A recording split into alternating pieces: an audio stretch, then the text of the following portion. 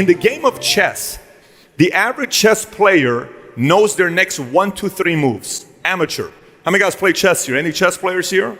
The average chess player knows their next 1, 2, 3 moves. A pro knows 4 to 5. A master knows 6 to 10.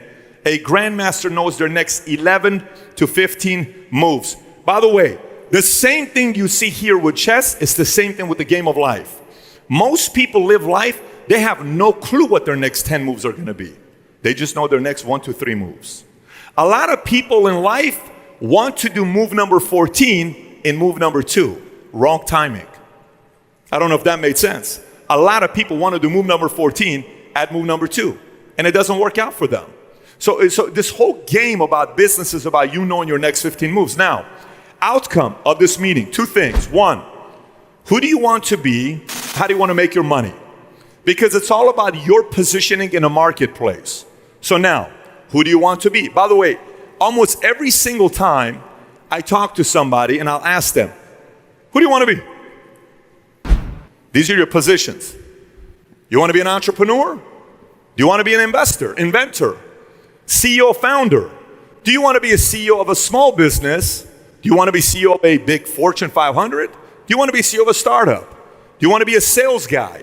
You want to be volume or high ticket? What's volume? I'll do $400,000 loans. High ticket, I only do $3 million loans. You want to be an influencer? I want to be these guys that, perfect butt, and I just take a picture and I get 79,000 likes. I just want to walk in places and people take pictures of me. I want to be famous, man. That's what I want to be. I want to be an influencer. Podcasts, Instagram. I want everyone to know me when I go into the mall or the airport. Solopreneur. I don't want people to hold me accountable. I just kind of want to be me. I'm like the tennis player. I'm the golf guy. It's solo. Me. I'm going to be able to handle myself. No one's as perfect as me. No one's as good as me. And there's nothing wrong with that. Nothing wrong with that. But that's you. And then there's support team. I'm good on support, Pat. I don't want to be on the stage. I don't want to be the CEO. I'm a good 6 person. I'm a good 8 person. I tried being number 1. I can't stand it. I hate it. I don't want to go to sleep at night knowing everything's on me. I want to go to sleep at night knowing everything's on a guy who's got 3 people, then these people need support, and it's me. I like that. That's my comfort zone. Great. Or you want to be an entrepreneur. You know what? I want to go be part of a company and within it grow up to be a CIO, CTO, CCO, COO, whatever, and I want to own a piece of the company, but I don't want to be number 1. I want to be an entrepreneur. And within the company, I want to think like an entrepreneur, and I want to own a piece of the company, and that's how I want to make my wealth. But that's who I want to be. Well, most people are like, well, I like this guy on Instagram. Maybe I'll be like him. Yeah, I kind of like that girl. Maybe I'll be like her. It'd be kind of cool if I knew how to take good selfies like her.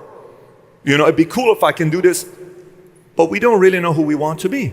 So how do you make your money? Wealth, marriage, marry a rich person. Fastest way to become a millionaire. Equity. I want to get a piece of the company. That's how I'm going to create my wealth. No problem. Build to sell. I want to build a company, run it for 5 years, sell it, get my 20 million, go enjoy myself, right? That's what I want to do. Buy and hold domains.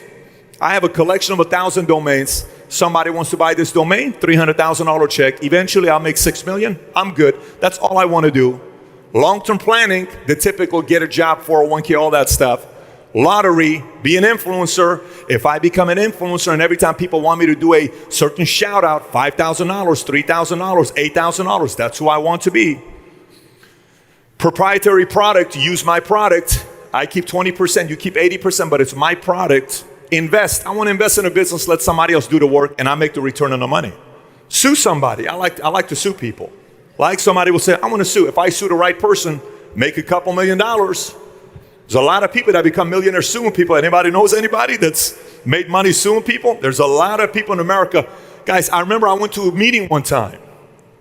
This guy's giving a talk. He says, do you know why kids in America are obese? Why are we experiencing so many kids being heavy? So one guy says video games, one guy says this, one guy said, he says, let me show you a statistic. He shows the statistic of parks in America. Dramatic drop off by 70% shutting down. He says, do you know why? Let me show you why. Then he shows lawyers go sit at parks all day waiting for a kid to drop off, hit their elbow, crack the elbow. Oh, is that your son? That's not fair. It's the city's fault. It's the city's fault. Come here, let me see that arm. Perfect. I will represent you. He's feeling good. Are you hurt as a mother? I will get you $1 million. You deserve $1 million for this, Mary. I will take care of you. They go to the city, they sue the city, get $1 million. He keeps 33%, 330 grand. They get $660,000. Next park shuts down. Obese. So a lot of people become Ritsun people. This is a weird world. I just don't want to make it like that, right? Own land. You own land, then Walmart says, hey, some of you guys have never been to Palmdale. Desert, 7 Walmarts in Palmdale. If you have land, Walmart comes and says, I want this land. I'll pay this much money. No problem. Another way of making millions. Design, inheritance. How many guys have the right last name here? Who has the right last name here? Anybody's got the right last name? Yes? How many guys have a last name with your family so rich that you know that money's coming to you? Anybody here? Any Kennedys here? Any Rockefellers? Yes? Any Escobars, right? Any El Chapos in here? I don't know. We got some names out there, right? It's probably more El Chapos than Escobars here. Maybe it could be a difference as well. Okay. So how are you going to make your money? So what's your game plan? Who are you going to be? How are you going to make your money? By the way, just so you know, it is the easiest time ever in the history of mankind to be a millionaire. Ever. It's the easiest time ever to be a millionaire. It's never been easier than today. Ever. It's a joke today to be a millionaire. It's a joke today to be a millionaire.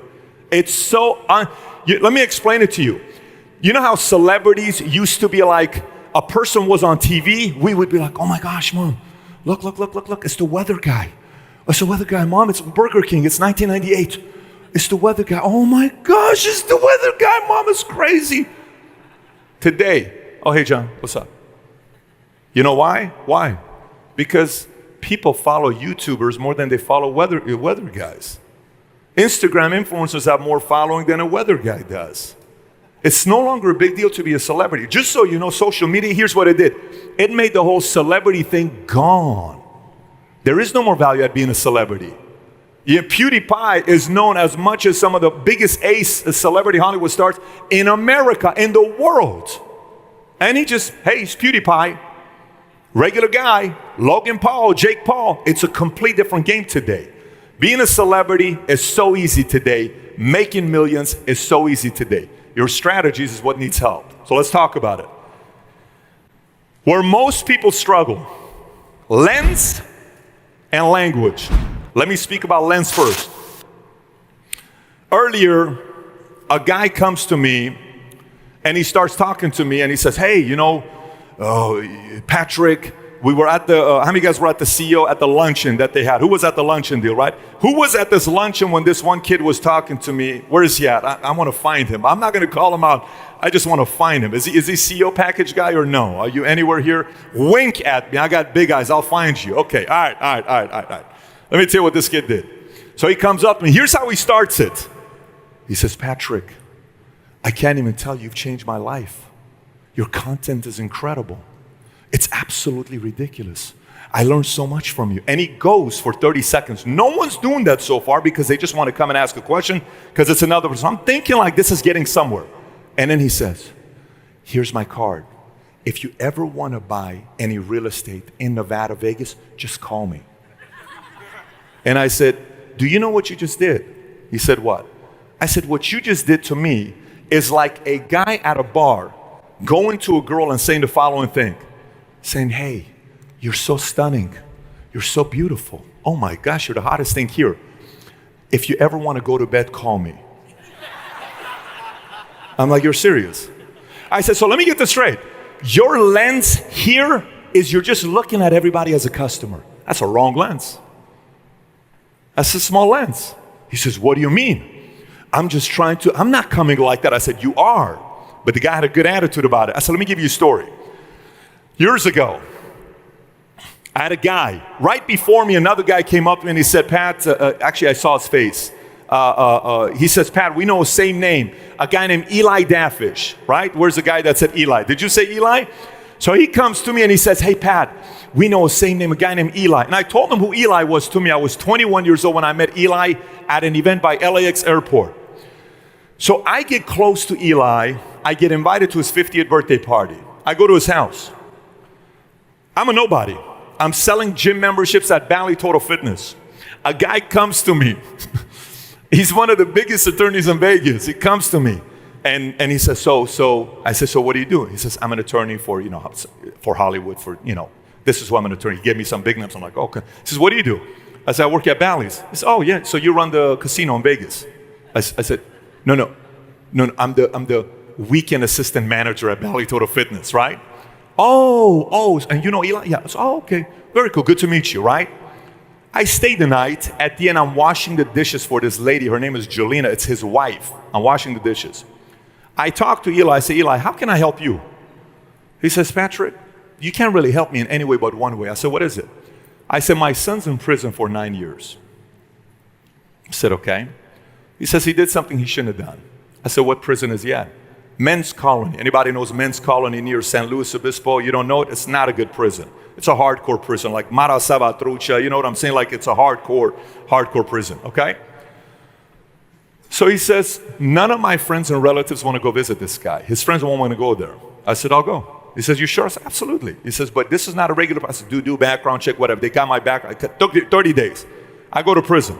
I'm sitting there all day with them, in there. He says, that guy shanked that guy. He was in the hole. He just got out. He's just telling, and he's sitting like this. He says, Patrick, just sit. I'm not even kidding with you guys. He's sitting like, I never forget this day. We took a picture. I got the picture till today. Picture was taken 2001. So I come back. Eli's emotional. He said, I can't believe you just did that for me. I said, buddy, what do you mean I did that for you? It's your son. He says, how can I help you? I said, I don't know. He says, here's the 600 most influential name I know. You can use my name to call them to help you out with whatever you want. I said, you're serious? He said, yes. It's okay. I came back. I called them. One of the contacts introduced me to another person, who introduced me to another person, who introduced me to another person, who introduced me to another person, made me $30 million. One contact. Why? Because I didn't say, hey, you want to go to bed? No, I went and I said, how can I help you? Almost everybody in this room, all you have to do is just take the lens off you have, put a different lens on. Because when you put a lens on, you just look at the world in a whole different way. You're not looking at everybody here that I'm just trying to figure out a way what I can get for me. It's a complete different lens, right? So the most people have a challenge of what? Lens. Second challenge is language. A lot of people, I listen to their language and I'm like, oh my gosh, this language is just not the right language. What do you mean by language? I'll give you an idea. So while I'm speaking to the same group, a guy comes up to me. He says, Patrick, I'm a loan officer. If you were in the loan game, what would you do to get customers? I said, so tell me who's your ideal customer. Here's what he says to me. He says, somebody who is currently a homeowner, has high interest rate, and would like to find a way to get more write-offs. I said, what else? He says, I said, what else? He doesn't have an answer for me. I said, okay, let's go a complete different direction. He says, what's that? I said, you single? I grabbed his left hand. He had a nice watch on, but he didn't have a ring. I said, you single? You're not married? He said, I'm not married. I said, okay, you got a girlfriend? He said, I don't have a girlfriend. I said, great. Okay, perfect. I said, so tell me, you ever want to be in a relationship? I do. What kind of a girl you're looking for? He said, I want her to be top-notch. I said, listen, who remembers when he said top-notch? You were in the group. I want her to be top-notch. I said, you got to be very careful when you say a word like that because it's very general. I said, you ever seen Shallow Hal? Because top-notch has a different meaning for a lot of different people. I said, give me specifics. Okay, this guy's like 6'5", 6'6", little taller than me. He says, I want her to be 5'7", 5'8". I said, great. What else? I want her to have light eyes. I said, look, you and I have brown eyes. What if she has brown eyes? Will you still go out with her? I think I would. So put the eyes aside. So I said, what else? And then he was stuck. I said, you're just not going to find your girl. He says, what do you mean? I said, you have no clue what kind of a girl you're looking for. I said, let me tell you what. I said, by the way, how many of you here know a girl that's 5'7", 5'8"? Raise your hand. Do you see how wide this is, right? But you know what kind of a lead you can give them? I know 82-year-olds that are 5'7". Say, hey, I got a 5'7" person for you. Pat, she's 82. All you told me was 5'7". She's 5'7", 82. But that's not what I want. Well, then tell the world what you want. So I said, look, here's what I did. I was dating all these girls. They were all the same. One day, you know how guys and girls, we all complain, where are all these great women at? I'm telling you, there's no more good women nowadays. And these men, oh my gosh, look at them today. And we complain. It is not the men or the women. It's your language and it's your lens. So I sat back. I said, Pat, what are you looking for? I went specific. Toes, eyebrows, cooking. I could care less about nationality because I'm okay there. But for me, whatever you are, you got to learn to make my dad's cooking. I don't care what it is, because I want the house to be good smelling food. If the house smells like food, kids come to the house. I want you to learn how to make these 5-6 dishes my dad makes and my mom makes. I'm good. I don't care what you're doing. I want it to be curry, or I want it to be this. So I wrote it down, what I wanted. You know what I did next? I told everybody, here's what I'm looking for. Hey, I'm looking for this kind of a girl. Okay, cool. Here's the criteria. Here's what I'm looking for. Here's what I'm looking. Hey, here's what I'm looking for. Here's what I'm looking for. Here's what I'm looking for. I'm looking for a girl like this. Here's what I'm looking for. Here's what I'm looking for. Then all of a sudden they started showing up. And then I picked my wife. She's sitting over there, right? And we got married. It's my criteria though. Moral of the story. Lens, language. Change the lens, change the language. Business is all about lens. So you're here. What are you looking for here? Why are you here? Are you just here to listen to David Goggins or me speak? Are you here to just get close to Albert? Why are you here? What is the purpose? What is your lens? What's the language you got to speak to get what you want? Those two need to adjust. Let's continue. Next part. No matter who you are in this room, guys interview me in the back, and he asked me this question. He said, do you remember when you made your first million? You know how they do the speed round stuff in the interview, and they kind of ask you questions? Tell me the first thing that comes to your mind when you say this. He says, your first million. I said, I don't remember. And he went off track. He said, why don't you remember? Because it wasn't a big deal. It was like, if it was million, I would have slowed down. I don't remember the first million. So, oh, really? I said, yeah, I don't. He said, so tell me why. So then we went in. I said, look, here's what you got to realize. Most people, this is how they compare themselves. Most people. See, in every single level in life, there is an 80% in that group. Then there's what? 20%? Then there's 1%. What does this mean? Let me explain. In this room, raise your hand if you've made less than 6 figures in 2019 so far. Raise your hand. If you made less than 6 figures in 2019, guys, we can either have a regular meeting, and if you come to my meetings, I'm disciplined. I don't screw around. I don't like to waste your time or my time. If I'm asking you, let's participate together. How many guys made less than 6 figures? I can't help you if you're not going to be real with me. Okay, less than 6 figures. How many guys have made so far this year between $250,000 to $500,000 net, not gross, net, $250,000 to $500,000? Look around. Okay, good. How many guys have made between $500,000 to $1 million net so far this year? $500,000 to $1 million. Who has already made more than $1 million this year? More than $1 million this year. Okay, 1, 2. I want to see these hands. Can you put them up? 1, 2, 3, 4. So I know him, Michael, Tim. What's your name? Alexandra. And then what's your name? Gentleman up back there. Can you scream out your name? Louis? Bruce? We got Bruce. Anybody else? I got one over there. Anybody else? Anybody else? Anybody else? Keep your hand up again. Keep your hand up again. Okay. These are the guys I want to talk to, right? But watch this. In this room, these guys are in the 1%. In the room, the people that raise their hand that are between $500,000 to $1 million, they're in 1%. The guys that raise their hands between $250,000 to $500,000, they're in the 10 percentile, 5 to 10 percentile. 100 to $250,000, 20 percentile. 100,000 below, you are all in the 80 percentile. Fair? Hurt a little bit? Just being real with you. Now watch this. Say I take those 6 people that made $1 million this year, net. I take them in a whole different room. Okay.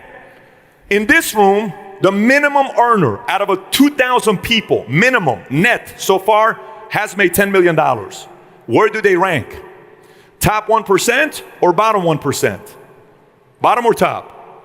Bottom. You know why? Because it's the next group.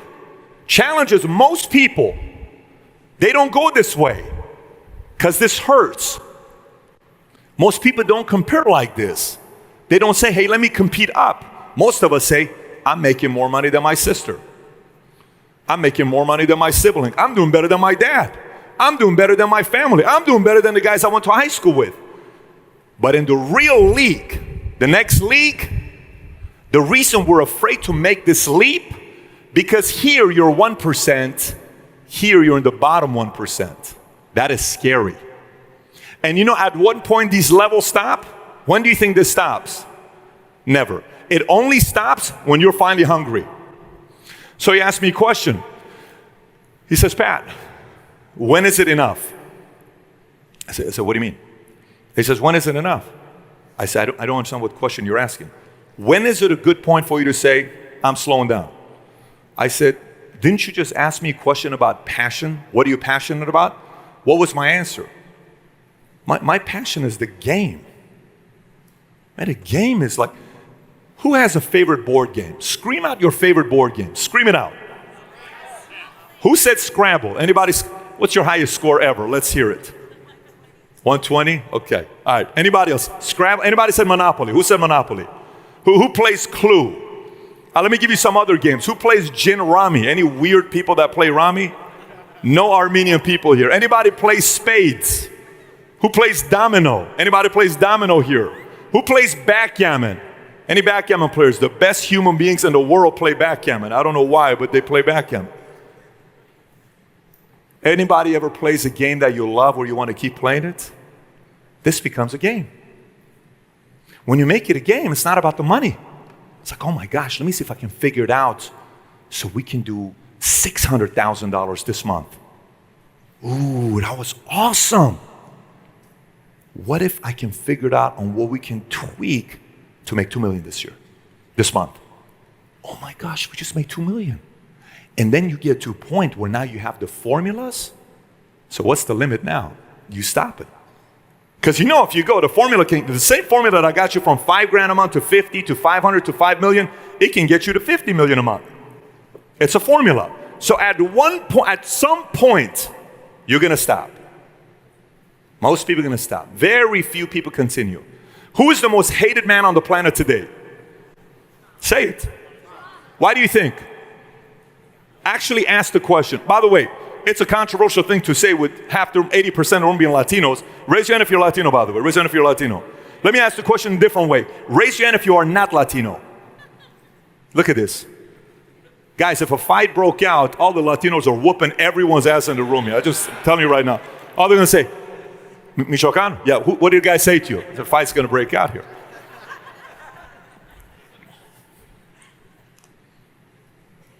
At what point do you want to stop? What point? So you'll see people are going. At some point, everybody stops. I'm not going to continue. This is enough for me. My belly's already full. And a few people go. Trump, most hated guy in America because all of his peers that he was competing with in their 30s, in their 40s, in their 50s, a little bit in their 60s, they stopped and retired. This flipping guy is still going at 74 years old. Love him or hate him, he's going. Of course they're going to hate him. What are you doing? You're worth billions. You've been flying with a 747 for the last 20, 30, 40 years. You've had your TV show. You've had all this woman. You've had all this fun. Why the hell are you still going to be a president? I'm driven. So he's not stopping here or here or here or here or here. Kobe was hated in the NBA. Why aren't you retiring your 15th year? I just want to go a little bit more. I just want to go a little bit more. A little bit more. A little bit more. Man, just stop. Stop. Everyone's going to try to stop you at some level.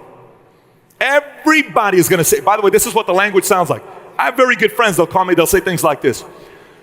Hey, Pat, I follow your stories. Do you think it's healthy that you're working the way you're working? What do you mean? Well, bro, look, man, I mean, everybody knows how much money you have right now. I mean, we don't know exactly, but we know you have a lot of money. Why, like, what? How many more hundreds of millions? Like, what's going on, bro? I don't know if this is like some stuff like it's hypomanic ADHD issue stuff. Like, you know what I'm saying? Like, maybe it's like kind of settle down a little bit. And they give this speech. And I'm like, very speech, man. Awesome. It's great. Not for me. It's not the life I signed up for.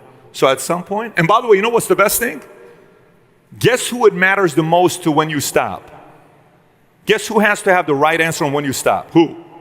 Who's the only person that matters on when you should stop? Who? You. Only person is you.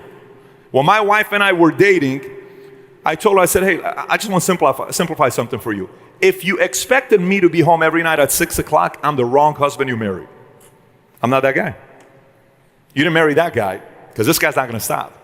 So before we got married, that had to be very clear so she understood what we're doing next. Because it's got to be clear to you. Let me continue. Next is odds. Everything in life is odds. Everything in life is about odds. Who you marry. How many guys went on it? Who's married here? Raise your hand if you're married here. How many guys remember when you went on a date with your wife? Or your girlfriend? Or who remembers that? Remember the first date? How many guys remember when you were at a point of making a decision to get married? Who remembers that day? Anybody remembers? How many of you guys did something like this? In your head. She doesn't hear it or he doesn't hear it. It's okay. So a couple things I got to worry about marrying you is your temper sucks. Like I've seen you break some shit before and that's like scary stuff. I'm not going to lie. And your mom is going to be a pain in the ass, but I know how to control her. I know how to control her because we will probably move a state away from here so she can have no influence. Oh, babe, I love you so much, babe. So she can have no influence over my kids.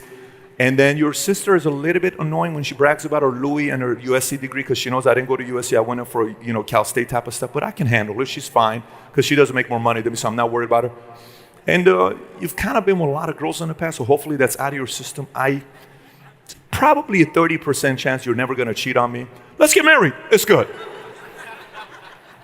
Tell me you didn't do that in your head. Yes or no? Of course you did that.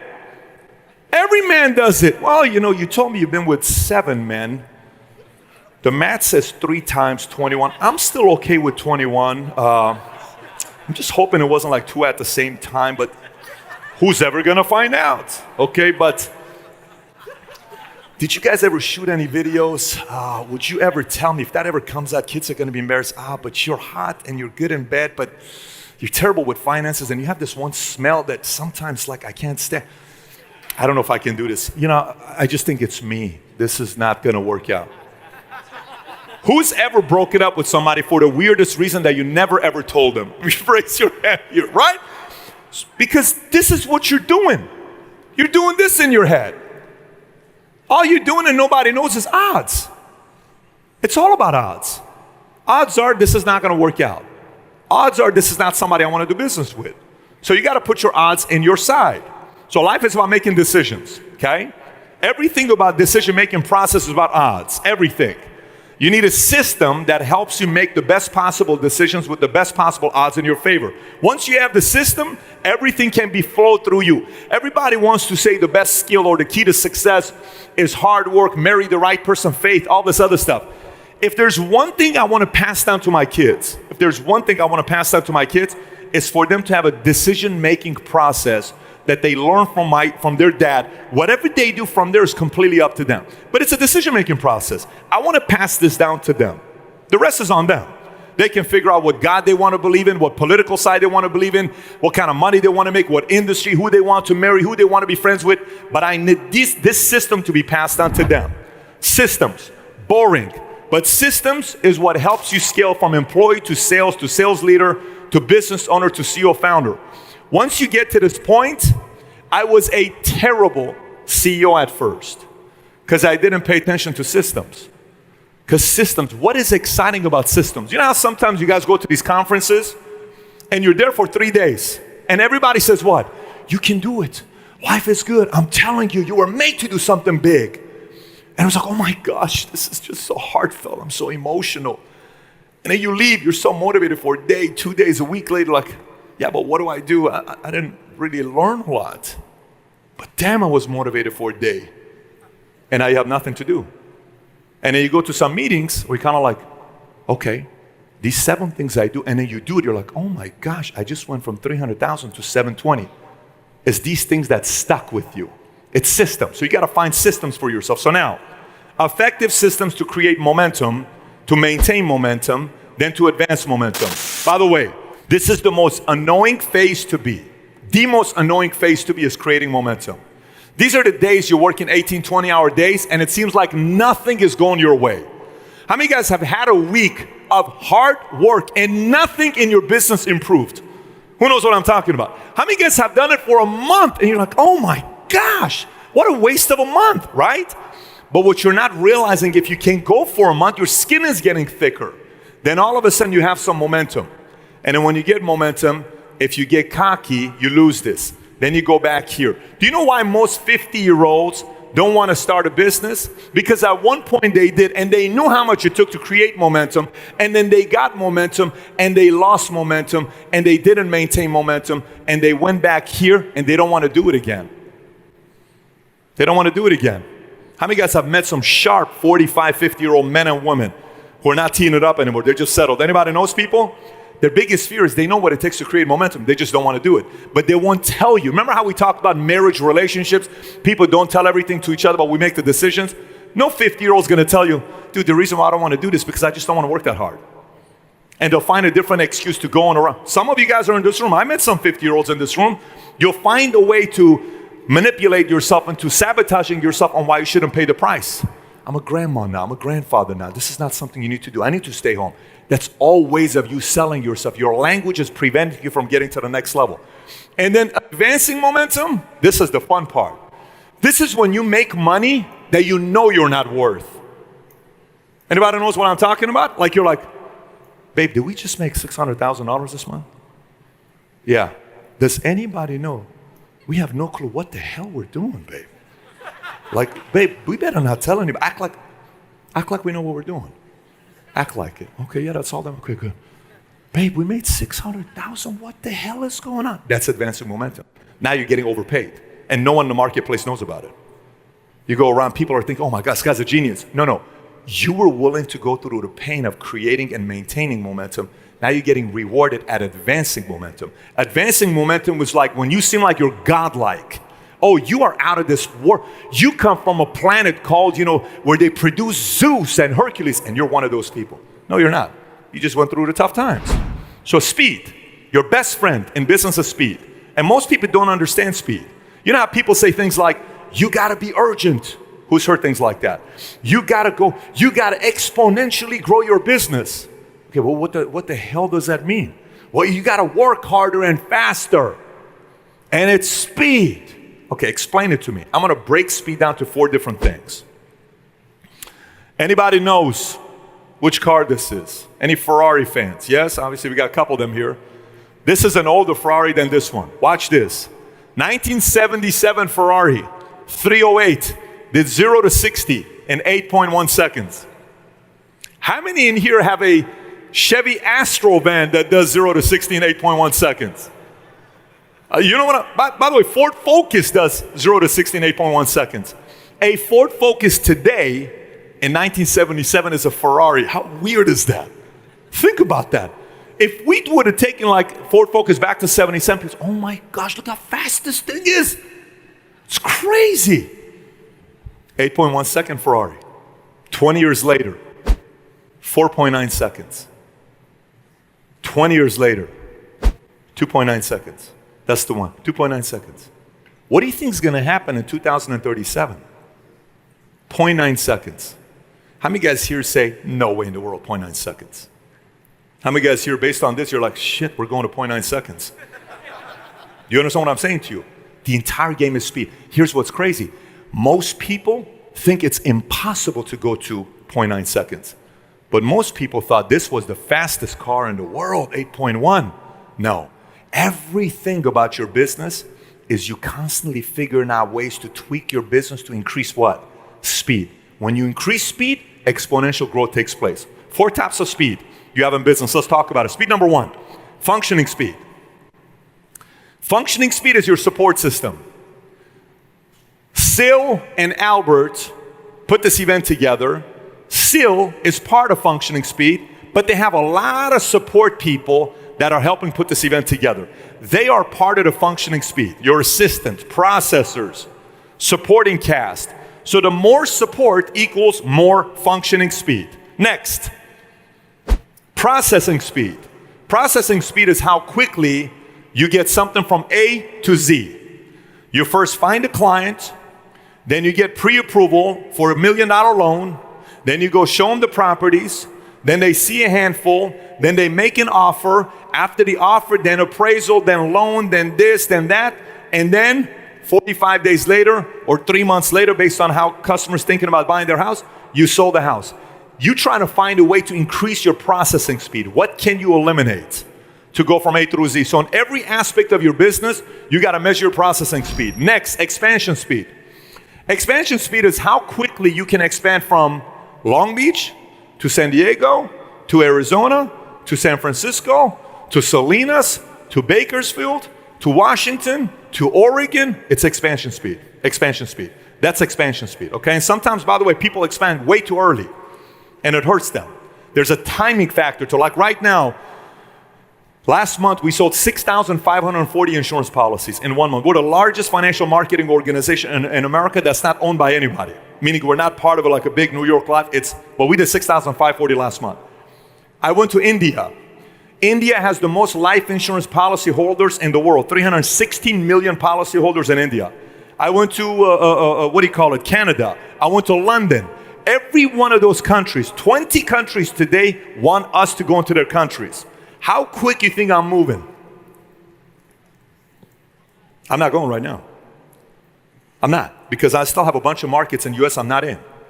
If I all of a sudden stretch my leaders too thin and I move him to India and I'm moving, so expansion speed has also got to be calculating on how you do it. Some people go too fast, they lose their savings that they have in place. There's a formula to it. So how quickly you expand. Last one, timing speed. What's timing speed? Timing speed, the easiest way to tell you is this. If your wife is changing and you're in the bedroom and she's changing and you all of a sudden say, babe, do you think we need to go get some personal trainers? Terrible timing. What are you saying? What are you saying, babe? Are you saying something? No, babe, honestly, I was just thinking about we should get some personal trainers and work out, spend time together. No, I know what you're saying. Do I look fat? Timing speed, right? Business is all about timing. When do I run this initiative? When do I make this announcement? When do I go and give the recognition for my staff? When do I write this letter? When do I give the criticism to this one guy that's got to work in this area? When do I go out there and visit this client? Everything about timing speed. And by the way, the last one, you can't learn it for a long time. You're going to make a lot of mistakes in this. This takes time to get it. So those 4 speeds, you go back yourself. I only have an hour with you. I got 13 more minutes left. You go back in every aspect of your business, write them down. What's my functioning speed like? What's my processing speed like? What's my expansion speed like? What is my timing speed like? Then assess yourself. That'll determine how fast you're growing and what else you need to grow even faster. So last one, without systems, you have limited chances to sustain growth. What's the key word in this entire sentence here? Sustain. Anybody ever heard somebody that made $1 million and they never made it again? Yes or no? Why? They can't sustain. Anybody heard of anybody that made $100,000 in a month one time and they never did it again? Sustain. Systems help you sustain growth. Systems are boring. Systems makes you yawn. Systems are like, oh my gosh, just don't drop that word systems to me. Nothing sexy about it. Anybody that builds big businesses, they spend hours with you, not at motivational seminars. They'll spend hours and hours talking about systems to each other. These are people that build billion-dollar businesses. All the other motivational conferences, they just want to motivate and motivate and motivate. Real businesses, we're talking about this kind of stuff. Systems, because it's boring. But this is what brings value to you, right? So scaling. 4 areas of focus. I didn't know what to do as a CEO. It's kind of like, I don't really know what my role is as a CEO. Until finally, after a lot of research and time I spent with other CEOs, I came with a basic formula for myself. Whatever I do on the bottom here helps my business grow like this, linear, 6%, 12%, 8% steady per year. Operations, which is systems, and biz dev. hey John, how you doing? So tell me what you do. What kind of technology you guys offer? Okay, what if we can figure out a way to collaborate and work together? Great, you know what, I'll call you back. Let's get together and put a meeting. You know what, hey, how you doing, Mary? What do you do? Oh, let me introduce you to Bobby. Okay, I talked to Bobby. And all of a sudden you meet somebody that introduces something. Like I went to a conference one time, we met all these other guys, and I met a guy named David. David Finnemore comes back and we have a negotiation together, and he's trying to get money from me. I'm like, wait a minute, I'm introducing you to the biggest insurance companies in the world that's gonna make you $40 million. You want me to pay you for this software? I'm not paying you for this software. Very strong negotiation. He got off the call, it was a 5-minute call. He was kind of like, what was this all about? Everybody cuts this check for me. I said, not this guy. You're gonna do it for me for free, but I'm not cutting you a penny to do business with you on this. You decide, think about it, call me on Monday. I get off the phone. I'm thinking I lost this guy.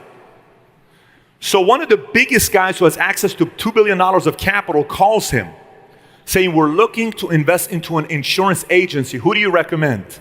You know who he recommends? Me. So the guy I negotiated strong with recommends me to this other guy. So I get on the phone with him. I said, what did he tell you about me? Because at this point, I'm kind of like, why would he ever refer to me? He said, well, he told me you're a pretty strong negotiator. I said, so why would you want? He says, well, if we want a CEO to invest in, we want somebody that's going to hold the fort down, and we feel good about you. And let me tell you who our people are. And then they brought me Oscar De La Hoya, Gabriel Brenner. They brought the contact. But biz dev, if I don't do the handshaking, tell me your story. What do you do? What do you do? What do you? I don't meet that person. Both are necessary, but neither makes you explode as a company. These two, this is where you explode your business. Number one, next innovative campaign. What is next innovative campaign? The next thing you're launching in your office to motivate your salespeople, to motivate your sales leaders, to motivate your employees, to motivate your executives, to motivate everybody. And it's the next innovative campaign. The next thing you're launching to drive your customers. What are you going to be driving there? It's next innovative campaign. What do you do in the month of January to bring customers based on your season? What do you do in February, March, April? For the longest time in our business, June through August seasons were weak. And December to February seasons were weak. I made a whole launch on June, July, August, and December, January, February, because those 3 months, I kept everybody active. It took up our revenues. I think we're at 17 quarters in a row of selling more insurance policies than the quarter before. 17 quarters, not year, quarters in a row. And it was all about next innovative campaign. How many guys here like to keep your kids distracted? Who likes to keep their kids distracted? Anybody here? How many guys think distractions are bad things? Anybody thinks distractions are bad things? Yes, of course, right? I love distractions, but positive distractions. Typically, parents will tell you what is the best distraction for kids. What is it? Best distraction for kids is what? Just put your kids there, and it's a good distraction away from not doing drugs and joining gangs. What is it? Sports. TV's not a good distraction. Sports. They go into sports, a coach kicks their ass, they get a little bit tougher, they compete, they're trying to get in shape. No, I'm not going to smoke. No, I'm not going to drink. And they kind of make it to the next level, right? Your employees, your salespeople, your customers, they all need positive distractions. Most CEOs and founders and sales leaders don't have enough distractions for their leaders. So they keep losing customers. They keep losing employees because they're not positively distracting their people. Believe me, this guy was the expert because I lost people regularly my first tenure in business. Then the last one, this right here. You can go all the way up to being a president if you get good at this. Anybody in this room, you can go all the way up to being a president if you're good at this. If you become good at developing leaders, you're an asset to every industry. Anybody that became a CEO of Uber and all this other guy, you think the CEO's expertise is getting a cab and all this other stuff? No. Those people get hired because they mastered leadership development. They know how to recruit people and build them. People wanted to go work with Jobs because Jobs was building leaders.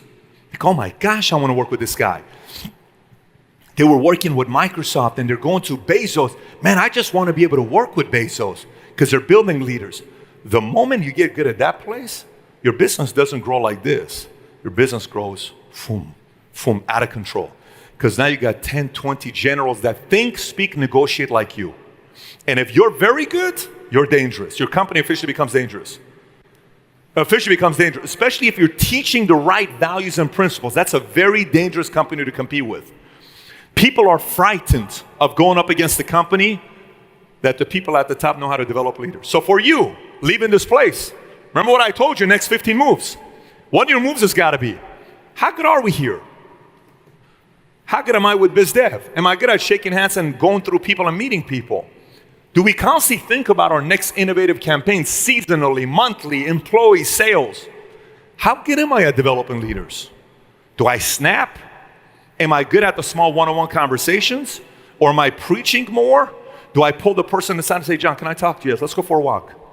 Let's go for a walk around the building. What do you want to talk about? Look, one thing I noticed about you is you like respect, right? Yes. What was that all about? What do you mean? What was that all about in front of your employees? You think that was good? Come on, man. You know you're better than that.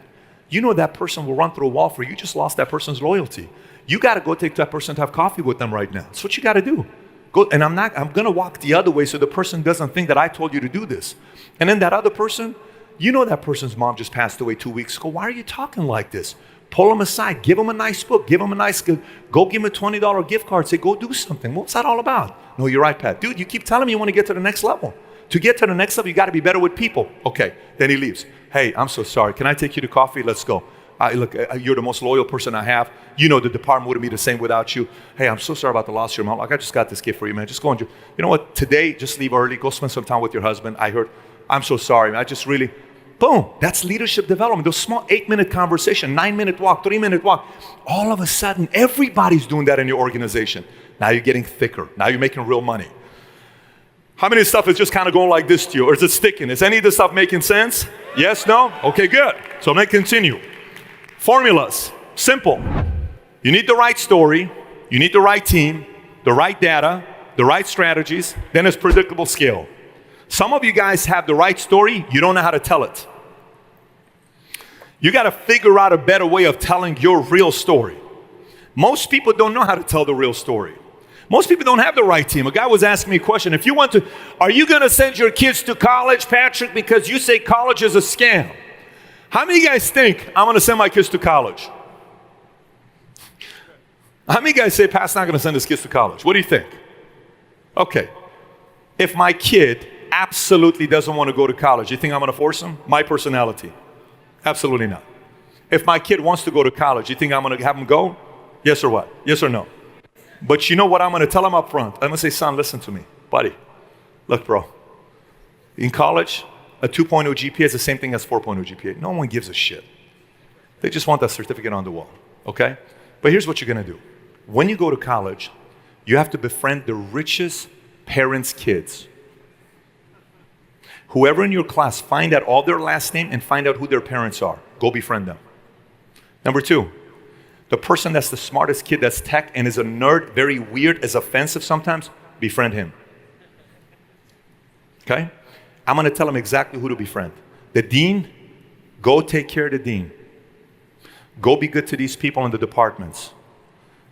Befriend all these guys that are placing people in companies because they can get you in Deloitte, they can get you in Goldman Sachs, they can get you on all, do all this stuff, buddy. That's what you're going to be doing. Make sense? Yes. And then after college, get your degree, so put it on the wall.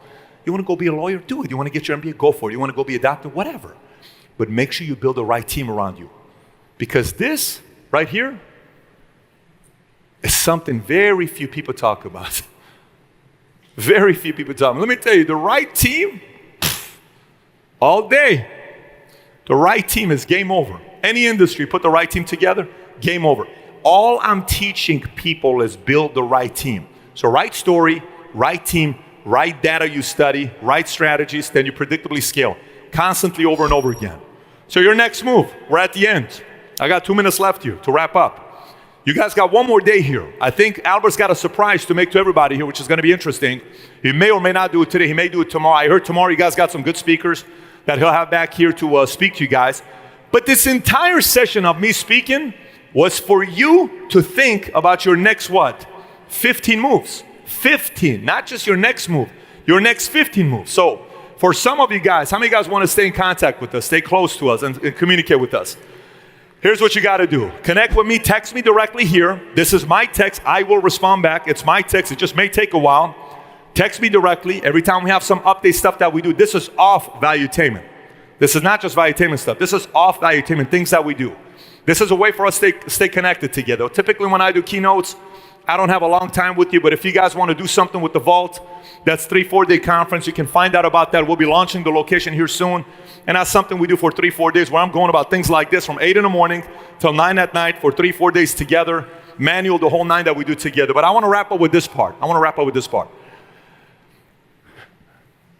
I cannot tell you how much I respect people who are great students, who keep their word, who are disciplined, who want to commit to their family, who in every aspect of their life, they want to improve. And everything I just explained to you, one time Albert and I were speaking, and I indirectly challenged him in front of an audience. And he knew what it was, but I didn't give his name. But he knows what it was. If he ever wants to say it, he will. If he doesn't, he doesn't have to. So then I noticed he caught it. And then he called me a couple months later. He says, "Hey, Pat." I said, "Yeah, what's up?"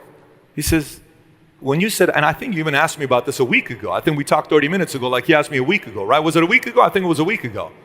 He asked me a question. He says, "Pat, remember that one thing you said 6 months ago or 4 months ago?" I said, "Yeah, what about it? Was that directed to me?" What was my answer? I said, "Absolutely it was." And he says, "You know what I've done the last 4 months?" I said, "Tell me." And he gave me what he did for the last 4 months. He said, "Pat, I got to tell you, my life is a whole different life, man. I've never been this energized. I've never been this good at leading, building, all this. I've never been like this before." What is the moral of the story? This isn't for me to pump up Albert. It's already an event. He doesn't need to validate himself. I mean, 2,000 people showed up here. Yeah, all these people. So it's not like he needs another validation.